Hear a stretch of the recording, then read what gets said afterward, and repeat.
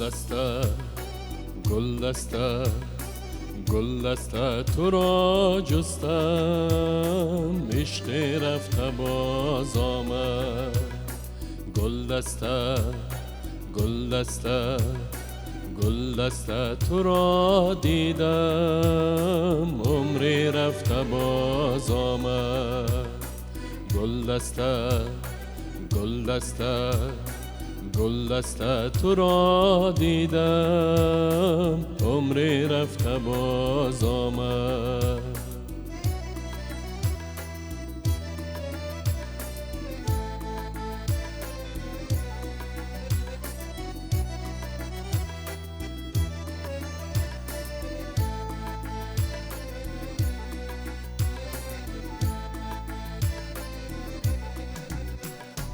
هر صبح سعادت با یاد تو می خیزم.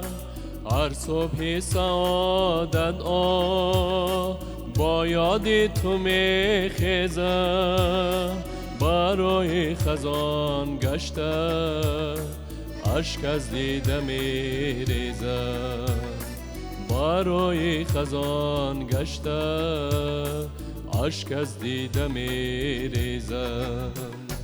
گل دسته گل دسته گل دسته تو را جستم، عشق رفته باز آمد. گل دسته گل دسته گل دسته تو را دیدم، عمری رفته باز آمد.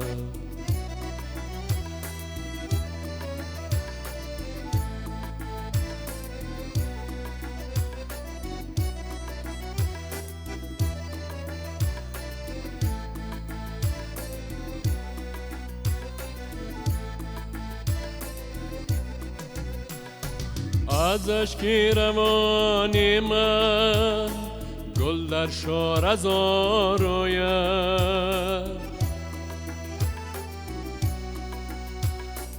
از اشک روانی من گل در شارزار روید. زانجا که گذر سازی گل بندم بگی سوید. زانجا که گذر سازی گل بندم بگی سوید. گل دسته گل دسته گل دسته تو را جستم، عشق رفته باز آمد. گل دسته گل دسته گل دسته تو را دیدم، عمری رفته باز آمد.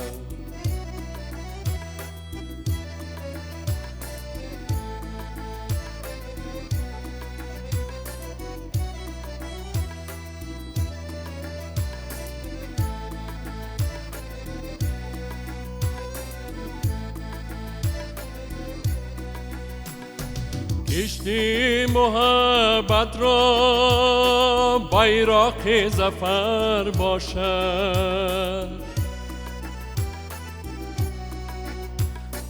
کشتی محبت را بیرق ظفر باشد. حد چون الفت را به زیر و زبر باشد. حد چون الفت را به زیر و زبر باشد. گل دسته گل دسته گل دسته تو را جستم، عشق رفته باز آمد. گل دسته گل دسته گل دسته تو را دیدم، عمری رفته باز آمد. گل دسته گل دسته گل دسته تو را دیدم، عمری رفته باز آمد. عشق رفته باز آمد، عمری رفته باز آمد.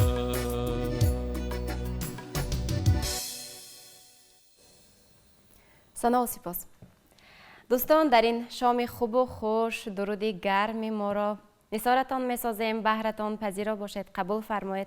و بارها تاکید کرده ایم که برنامه بسیار دیدنی و شنیدنی خاطره ها مثل گلدسته است و این شام هم رمزی بود که با همین سرود هنرپیشه مردمی تاجیکستان استاد ظفر ناظم شروع کردیم برنامه را پذیرا باشید و برای بازخوانی نمودن سرودهای این مرد شجاع صنعت، ظفرمند، در حقیقت هم ابرمرد راه صنعت دعوت نمودیم و یکی از جوان صاحب ذوق، صاحب آواز که الکی دست زدن نترسیده به همین گونه مکتب ماندگار استاد ظفر ناظم کامران حمیدوف. خوش آمدید.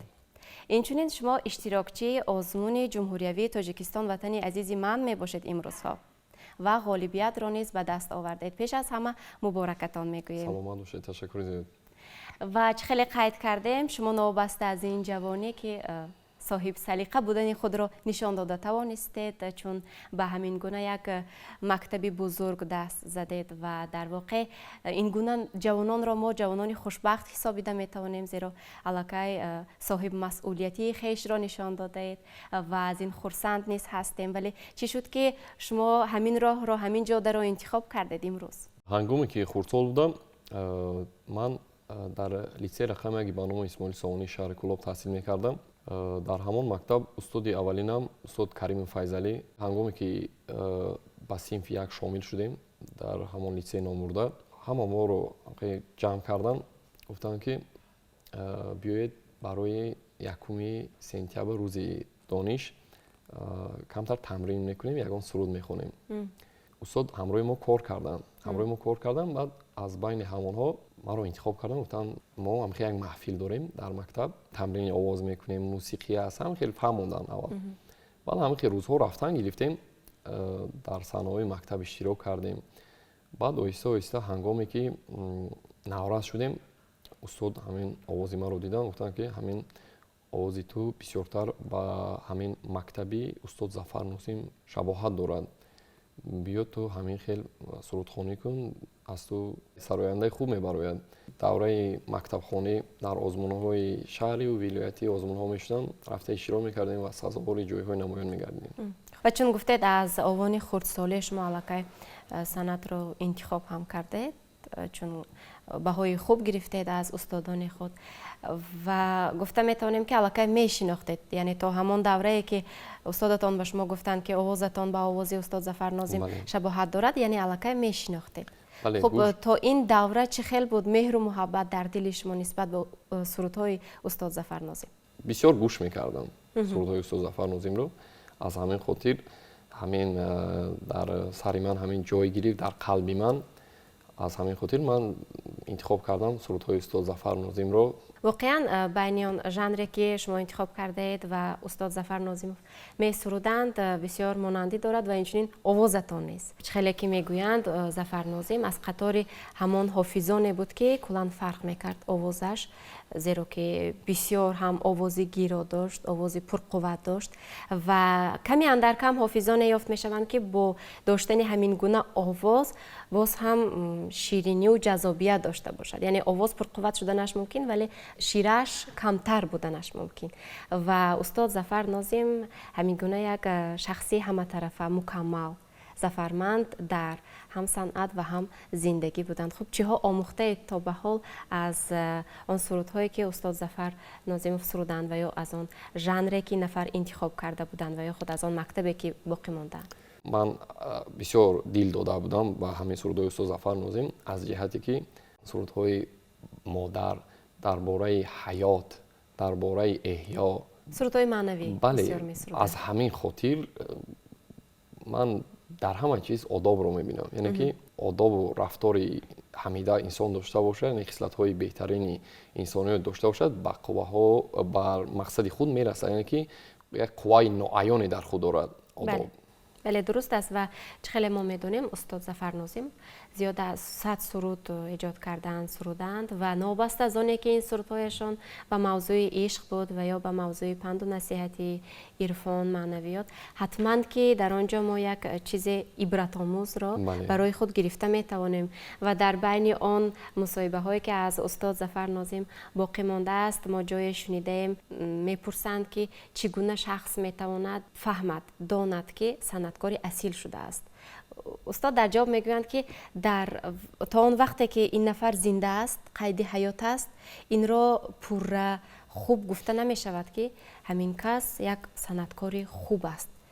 تنها پس از گذشت سال، پس از 10 ساله ها، پس از 100 ساله هایی که او وفات میکند معلوم میگردد که تا چه اندازه صنعتکار است از روی آن سرودهایی که همگان میشنوند، حتی پس از گذشت قرنها هم میشنوند، نابست از آن که شخصی برکمال هستند و یا جوان هوس دارند برای گوش کردن سرودهایشان، محبت دارند، صمیمیت دارند و این را ببینید که استاد ظفر ناظم شاید ناخودآگاه این را گفته است از آن که خود همین گونه یک ستاره درخشان صنعتی ما شدند و از قطار همان نفرهایی که برای خود استاد می حسابیدند گردیدند، الکی توانستند همین گونه یک عنوان خوب را به دست بیارند، یعنی محبت مردم را در همه قرنها و وقتی که سالها هم میگذرد هرگز سرودهایشان کهنه نمی شود و مثل شما جوانان باز هم رو می آورد به رپرتوار ایشان، به سرودهای ایشان و چه خیلی گفتید همیشه پند و نصیحتی بود برای من سرودها. شما در پیروی امروز یگانچه ایجاد میکنید سروده؟ بله ایجاد کرده ایستادیم و در آینده نزدیک این سرودها رو پیشنهاد میکنیم. یک چیز است که میگن که هیچ گنجی نیست از فرهنگ به تا توانی روی بر این گنج نه.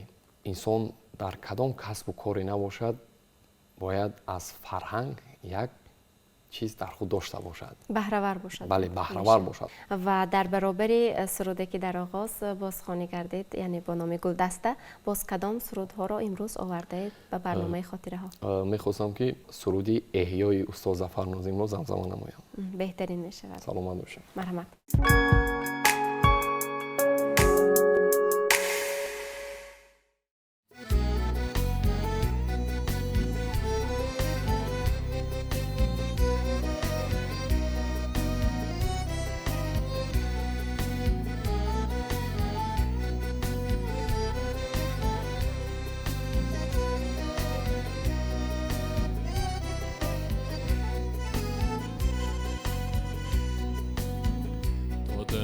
تابوت بین در خاک است، مظهر در گنبدی افلاک است، جسم و جان را جوهری ادراک است، آدمی را فطرتی بیباک است، نیست اصلا مرگی ما نابودی ما، در فنای ما بود موجودی ما، نیست اصلا مرگی ما نابودی ما، در فنای ما بود موجودی ما.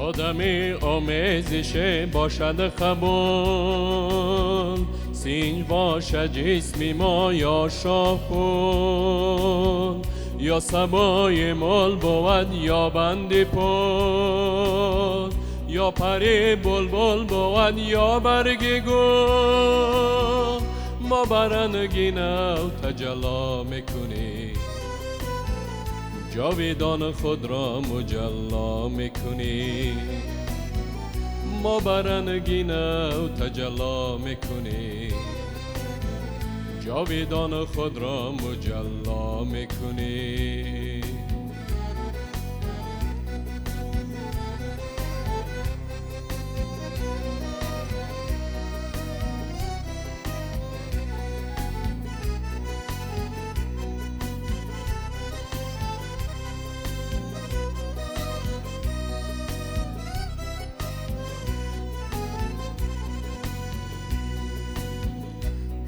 بدونی که مرگ این زندگی به بقای زاده پایندگی گیرودار نوی از پاییدگی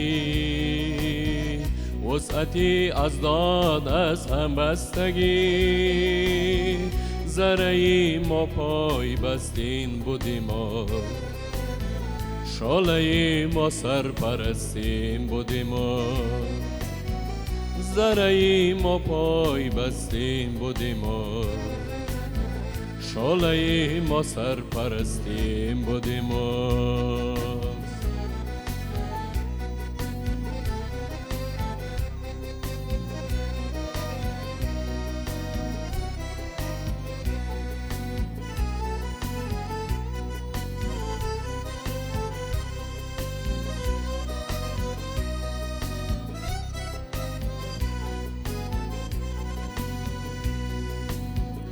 آدمی بنیاد همزادی فنا شش جهت شش رفزنی دارالبقا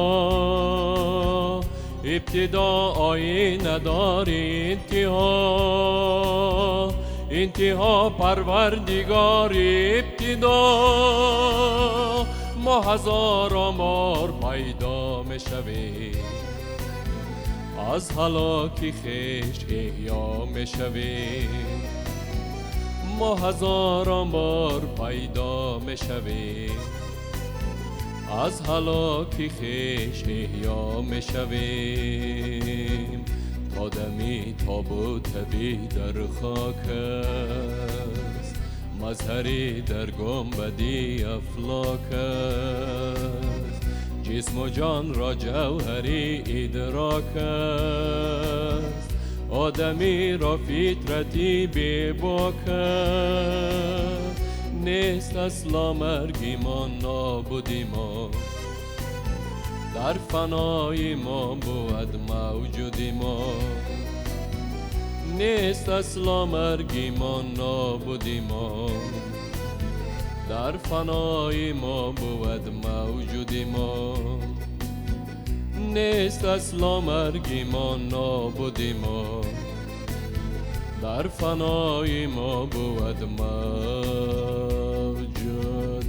ما. تشکر. واقعا شخصی که نکونام است هرگز نمیمیرد. طریقتی آن که نام خود را جاویدانه میگرداند با واسطه مهنت کردن، رنج بردن و محبت مردم را به دست آوردن.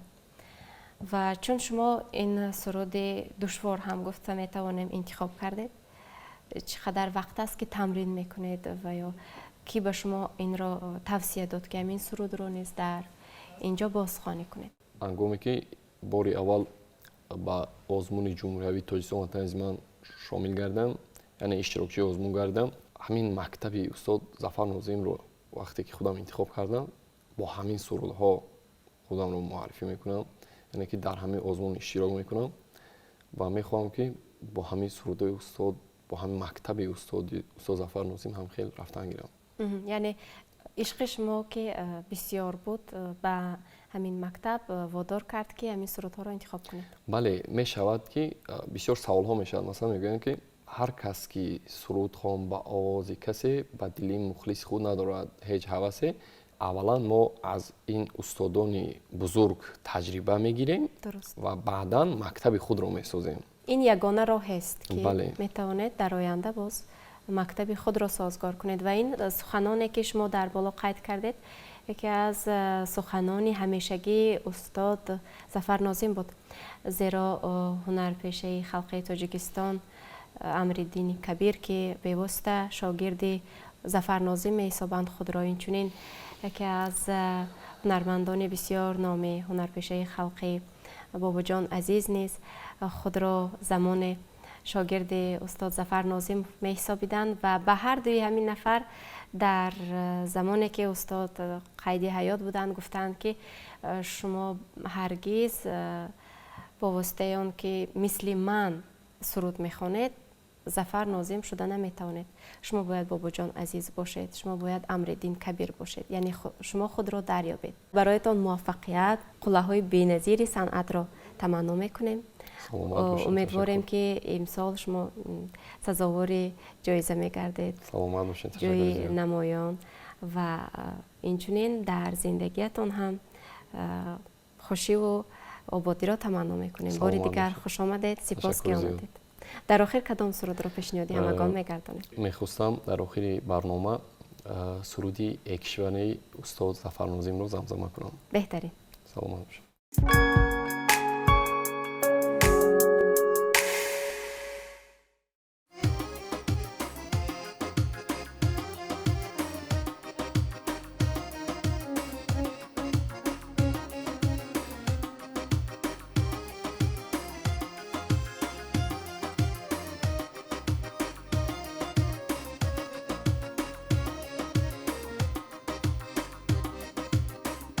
آیا ای اهل دل اهل کشور، آیا ای مردمی آزاد منبر، سرودم حرف شد رو به نیازی، درودم شیوه است از آریان فر، سرودم حرف شد رو به نیازی، درودم شیوه است از آریان فر.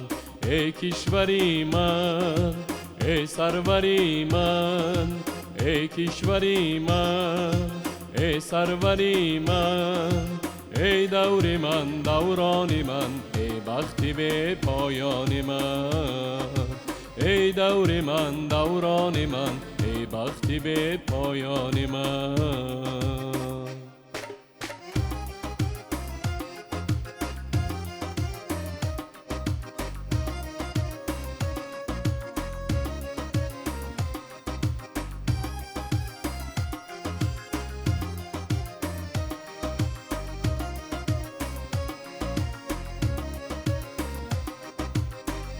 آیا ای تاجیکی هوشیار و بیدار، بیاید شهرتی پیشیم به تکرار، تو را راه بزرگانت مددگار، وطن داری وطن داریم وطن دار. ای کشوری من، ای سروری من، ای کشوری من، ای سروری من، ای دوری من، دورانی من، ای بختی به پایانی من، ای دوری من، دورانی من، ای بختی به پایانی من.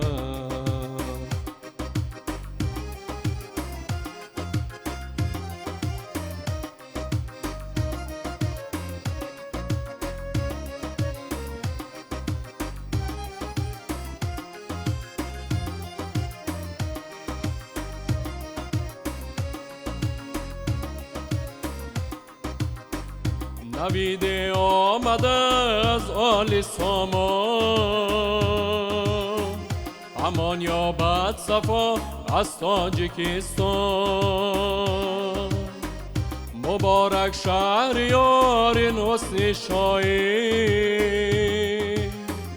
وطن داری وطن داریم وطن دار.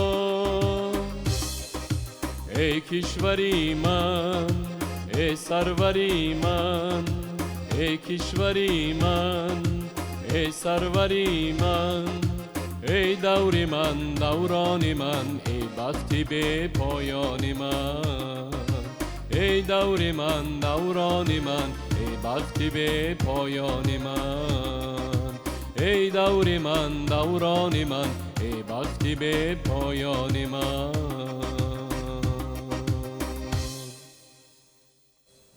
تشکر. سلامت باشید. ما نیز در انتهای برنامه با کل مردم سربلند کشور عزیزمان آرزوهای نکوترین را نثار می‌گردانیم و یادرس می‌کنیم که این شام مهمان ما بودند کامران حمیدوف، یک جوان صاحب ذوق، صاحب سلیقه که با بازخوانی نمودن سرودهای هنرپیشه خلقی تاجیکستان ظفر ناظموف توانستند شام ما را منور نمایند. عزیزان، اینجا پایانی برنامه خاطره هاست. خیر.